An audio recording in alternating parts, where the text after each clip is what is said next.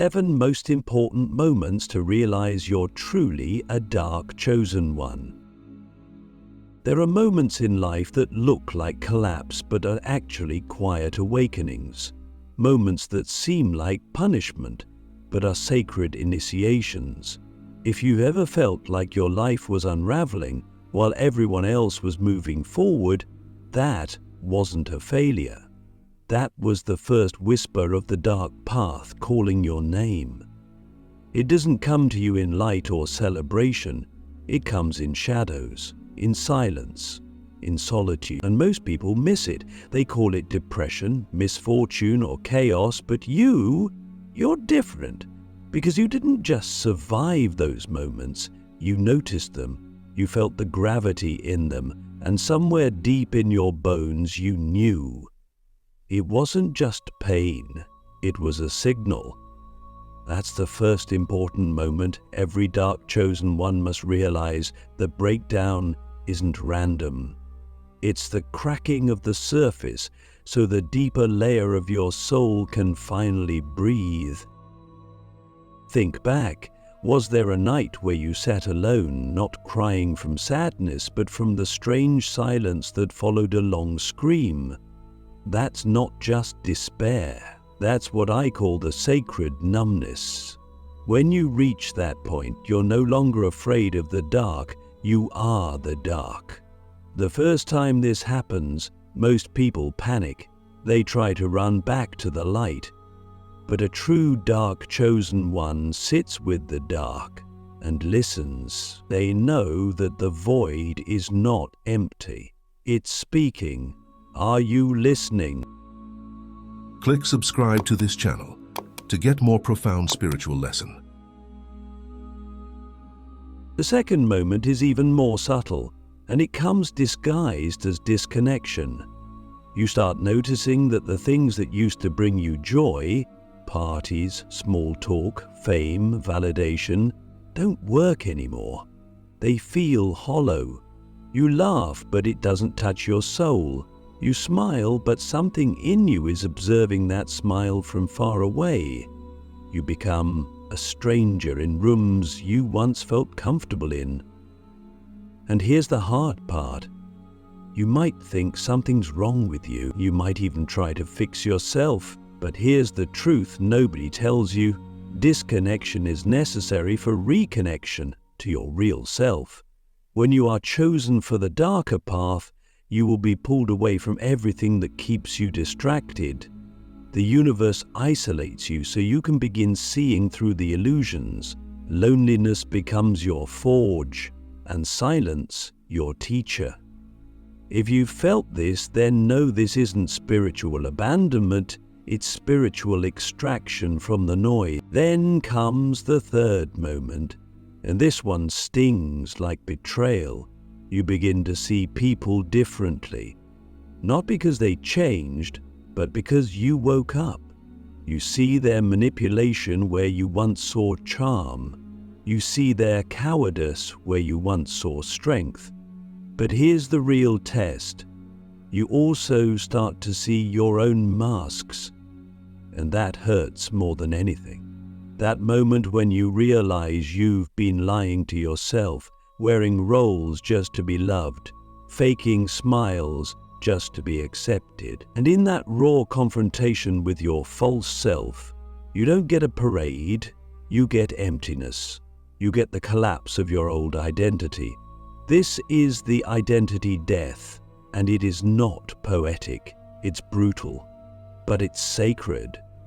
You have to die to who you were programmed to be, to remember who you truly are. And that leads us to the fourth moment. You start feeling things no one else sees. You walk into a room and feel the energy before anyone speaks. You meet someone and immediately sense their inner wounds, their power games, their soul fatigue. You can't unsee it anymore. This is not imagination. This is sensitivity as a weapon. When a dark chosen one is activated, their nervous system evolves. Your pain receptors become spirit receptors. But the problem? Most people don't understand you anymore. They think you're dramatic, too sensitive, too intense. But those are just the words used by people who've never stood on the edge of the abyss. When you are called to carry light through darkness, you must first feel everything the darkness holds. That is your training ground. And most importantly, that's how you start recognizing others like you. The ones hiding behind humor, behind control, behind numbness. You sense them. You see the broken king behind the confident man, the fallen angel behind the gossiping woman. You don't just hear their words, you decode their frequency. The fifth moment is what I call the mirror glitch. You begin to catch glimpses of something else in your own reflection, not literally, but metaphysically. You look in the mirror and feel like you're meeting yourself for the first time. Your eyes feel unfamiliar. Your presence feels deeper. There's a new stillness inside you that doesn't belong to your ego. And it's terrifying because it feels like someone or something is watching you through you. This is the moment you realize you're no longer just a personality playing a game. You're a vessel for something ancient, something beyond words. The darkness inside you isn't empty, it's wise, and it's watching how you handle your becoming. This is when many people try to retreat to normal life. They'll get a new job, start a relationship, distract themselves. But the dark chosen one cannot go back. Once you see the deeper layer, you must descend into it. That's the deal, that's the path. Now comes the sixth moment, the most paradoxical one. It's the moment when you become incredibly powerful and feel incredibly unworthy. The more your gifts awaken, your intuition sharpens, your manifestations quicken, your presence starts affecting people around you, the more your old wounds scream. You're not enough. You're faking it. You're not a healer, you're broken. You're not a leader, you're lost. And yet, despite that voice, you keep rising. That's the test. That voice never leaves, but it loses its power because your soul starts leading louder than your wounds. And here's the secret.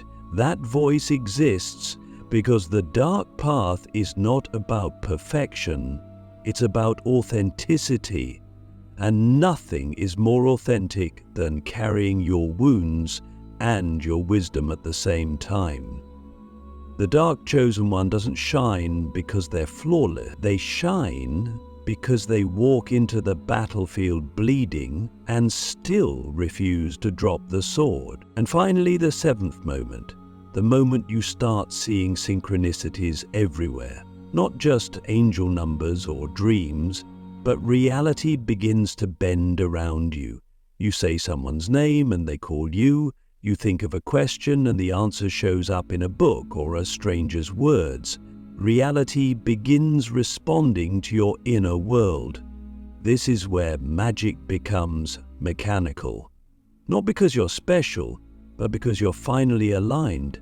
The universe begins whispering, "You've remembered who you are. Now let's begin." But the danger here is ego inflation. Many get stuck here, thinking they're superior, chosen above others. But the true dark chosen one knows being chosen doesn't make you higher. It makes you responsible. You were given gifts so you can hold the darkness for others, not so you can build a throne above them. So I ask you now, with everything you've felt, every collapse you've survived, every intuition you've tried to silence, what if all of it wasn't random? What if that pain you carry is not a burden, but a map? And what if tonight is the moment you finally answer the calling you've been denying your whole life? When the world turns against you, but it's actually the moment you're being rebuilt from the ashes. There comes a point in your spiritual journey when it seems like everything outside of you is falling apart. People leave, opportunities vanish, your name gets misunderstood, your kindness is taken as weakness, and your silence is seen as arrogance. You begin to wonder, what am I doing wrong? But that question is exactly where the dark chosen one's next awakening begins. You're not being punished, you're being reconstructed. When your outer world collapses, it's because your inner world is leveling up, and the two can no longer coexist.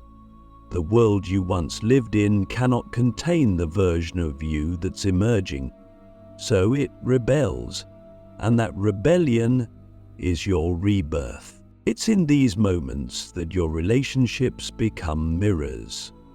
You start seeing who truly respects your transformation and who only love the old, tamed, silenced version of you. This part of the journey is agonizing because as your soul rises, it sheds old attachments. And most of those attachments are people you once swore were permanent. Friends who once laughed with you now avoid your presence. Family that once leaned on you now calls you too much or too strange. Partners become strangers, strangers become enemies. But it's not because you're broken, it's because your energy is no longer compatible with pretense. And people who are committed to their illusions will always feel attacked by someone who's committed to truth. Your light disrupts their shadow, and if you are truly a dark chosen one, you are meant to be the disruption. This is when the doubt creeps in, more powerful than ever, because isolation feels like confirmation. If everyone's rejecting me, maybe I really am wrong, maybe I've gone crazy. But here's the paradox. The deeper you go into your truth, the lonelier the path becomes. The more authentic you are, the fewer people can walk beside you, because authenticity is expensive. It costs you approval, safety, and familiarity, but it buys you freedom. And this freedom is what makes you dangerous, not to others, but to the system. You're no longer controllable. You're no longer addicted to validation. You stop playing by invisible rules. You stop explaining your worth. And once you stop explaining, the world labels you cold, weird, intense, lost. But in reality, you've just unplugged. You've exited the simulation. There is a sacred rage that rises during this phase, and it's not petty anger, it's soul-level fury. You start seeing how much you've tolerated, how much of yourself you've diluted just to keep the peace, how many masks you've worn just to survive, and suddenly you can't do it anymore. You snap, not to destroy, but to awaken. This rage is sacred because it's not about hurting others, it's about reclaiming yourself. And if you channel it wisely, it becomes fuel. That's what most spiritual teachings forget. Not all rage is bad. For the dark chosen one, rage is a signal that your spirit is done being silenced. You don't burn bridges out of revenge. You burn them because they were leading you in the wrong direction. But don't be surprised when that rage is misunderstood. Society has conditioned people to fear intensity, to label those who go deep as unstable, to shame the ones who see too much, feel too much, speak too clearly.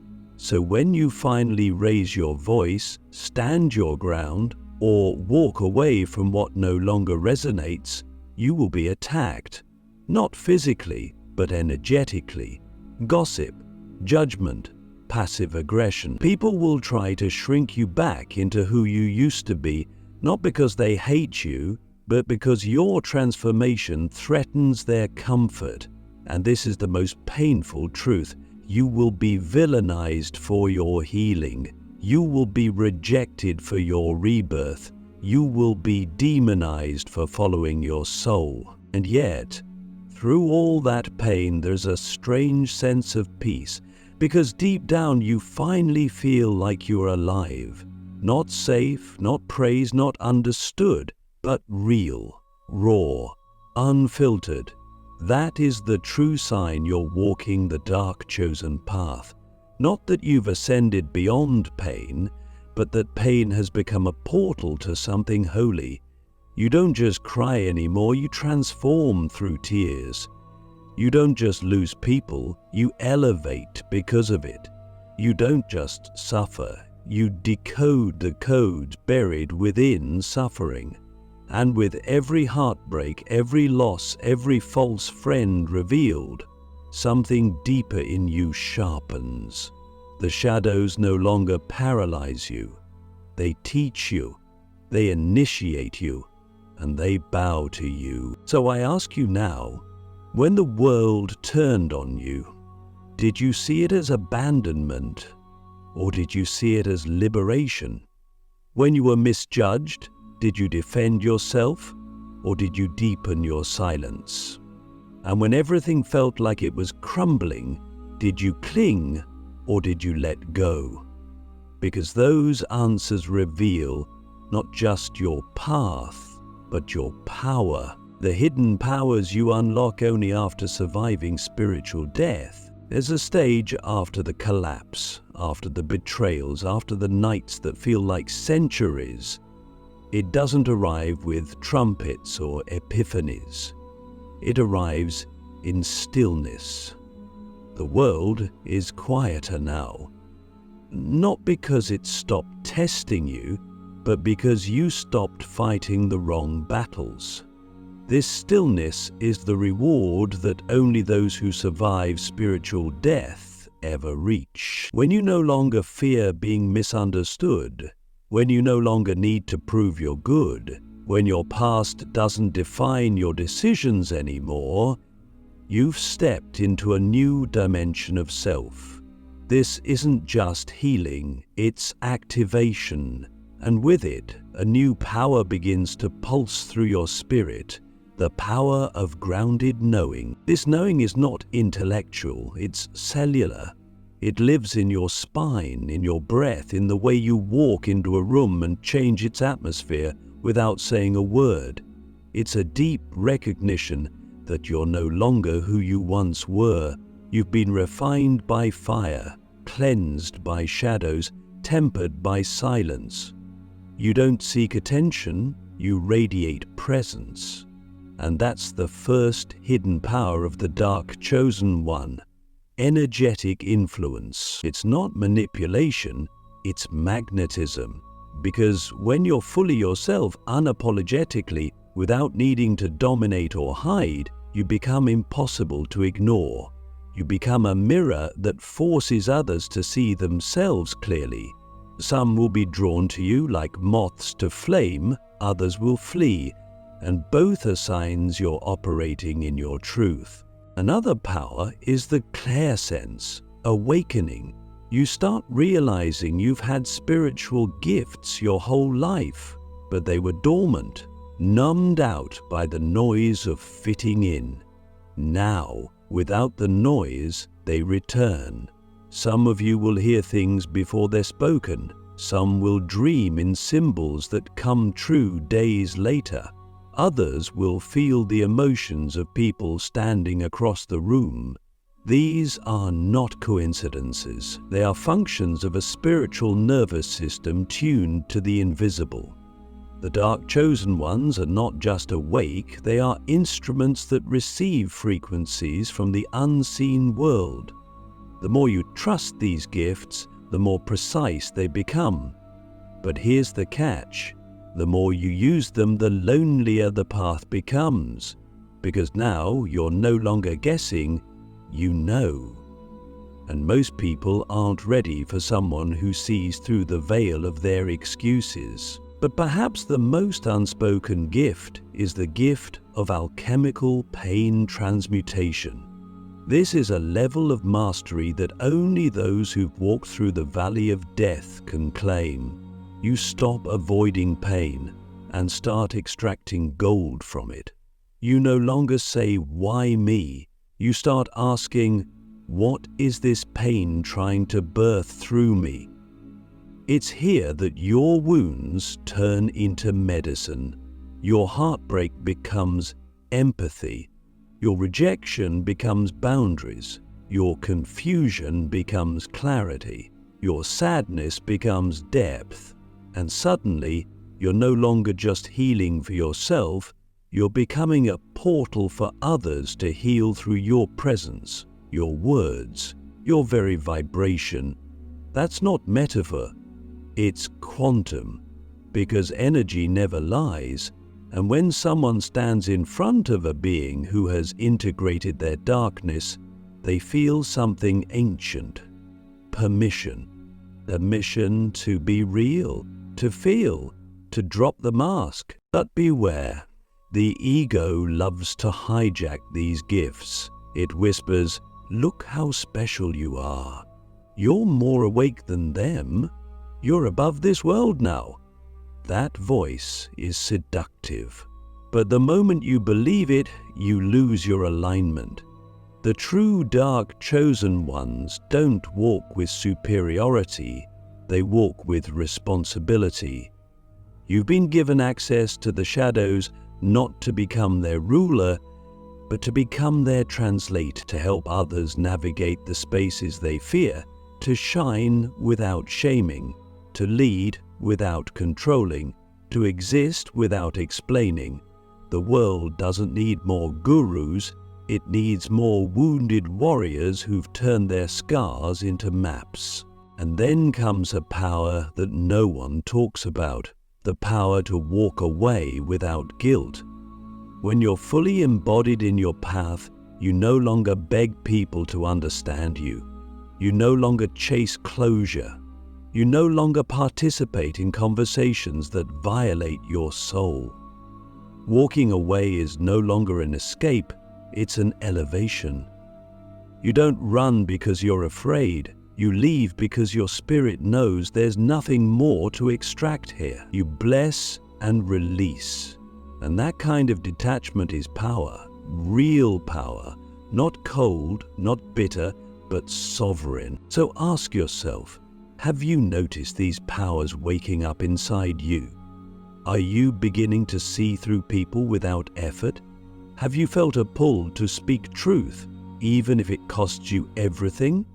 Have you started saying no without guilt, walking away from drama without explanation, crying not from weakness, but from sacred release? If so, understand this. These are not personality changes. These are soul activations. You are not just healing, you are becoming. And this becoming cannot be reversed. The door has already opened. The fire has already been lit. The old life is gone, and the new one demands you to rise, even if you do so in silence.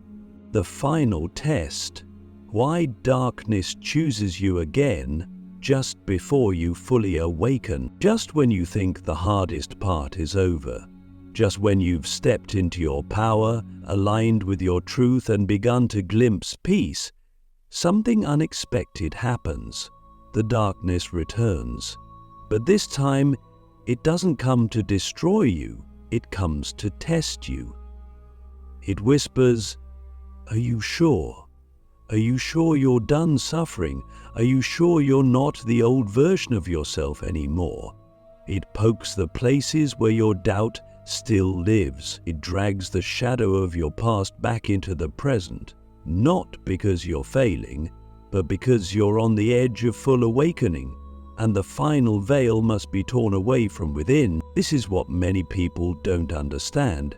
Awakening isn't a light switch, it's a spiral. And before you ascend into your highest alignment, the universe asks one last question. Will you betray yourself again, or will you finally choose yourself? This moment often appears as a temptation. An old lover returns, a dream job reappears, an old wound resurfaces, masked as unfinished business. But underneath it all is a deeper test. Have you truly embodied your truth, or are you still willing to shrink for comfort? Most people say they're ready to awaken, but when tested, they choose familiarity over freedom. That's why this final test is sacred, because it's the moment you prove to yourself who you've become, not through words, not through meditation, but through action. This is when the dark chosen one must stand alone again. Not because no one supports them, but because only you can answer this final question. Are you ready to live without the approval of the world? The old you was addicted to validation. The awakened you becomes addicted to truth, even when it cost you the life you once begged for. There's something incredibly lonely about this stage. Not the loneliness of isolation, but the loneliness of sovereignty. You realize you are now fully responsible for your vibration. You can no longer blame anyone. Not your parents, not your trauma, not your circumstances. Because now you know too much. You've seen too deep. The tools are in your hands. You've been shown the codes. And so every moment becomes a mirror. Every choice a declaration. The universe watches quietly, not to punish, but to see if you're ready for more. And when you choose yourself again and again, despite fear, despite grief, despite uncertainty, reality begins to bend. This is when miracles begin to look ordinary. Synchronicities become your daily language. You think of someone, they call. You speak your truth. People tremble. You feel a shift, and global events mirror it. This is not coincidence. This is mastery. And the dark chosen one is not here to chase magic. They are the magic. You are the embodiment of polarity, the child of both chaos and divinity. You didn't come here to fear, you came here to change the gravitational pull of the human story. That's why you were broken, that's why you were hidden, that's why you were pushed into the shadows, so you could learn to shine from within. But awakening comes with grief. You begin mourning the version of yourself who had to die so you could live. You miss the innocence, the naivety, the simplicity. You miss the days when you didn't know. Because now you see too much. You feel the world suffering in your bones. You feel timelines shifting in your chest. You feel energy moving before reality catches up. And sometimes that weight is unbearable. But here's the final truth. You were made to carry it. Because while others collapse under illusion, you were shaped by fire. And fire does not bow. Fire becomes. So now you're no longer asking, why is this happening to me? You're asking, what is this preparing me for? You don't react, you respond. You don't chase, you attract. You don't break, you transform.